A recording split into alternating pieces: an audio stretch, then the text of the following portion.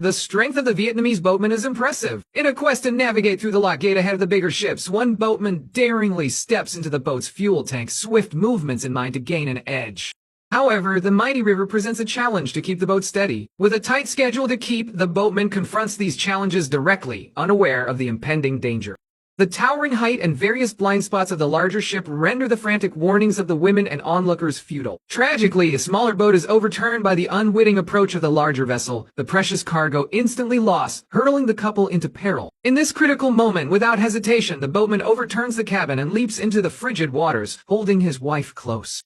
Despite a lifebuoy being cast by concerned onlookers, the fierce current dismisses any chance of rescue. By luck, a passing large ship spots them, preventing what could have been a tragedy. The incident occurred at a lock gate on the Mekong River in Vietnam, Dawei. Each day, countless ships, driven by unyielding customs, navigate the dangerous gateway, with the closing of the gates marking a delay that can spell disaster for the riverside families. Therefore, they desperately load their vessels with cargo, sometimes contracting extra boats for power, and upon clearing the gate, they promptly pay the boatmen and rush to their next transaction. Yet, a sudden engine failure causes the freighter to drift back helplessly. A potential collision with other crafts laden with lumber seems beyond disastrous, leaving the captain to fasten his ship to a mooring post with a rope simply on hope. However, it was not enough. The thin rope stood no chance against the looming mishap. Abruptly, the cargo ship lurches, sending the lumber tumbling into the river. The quick-witted boss lady, sensing peril, dashes to the fore, her quick actions sparing her at the last second. Amidst the turmoil, she clutches onto the cabin handle, preventing her from being swept away with the tumbling cargo. The aftermath has the disheartened couple at the bow, watching as their cargo is retrieved by others.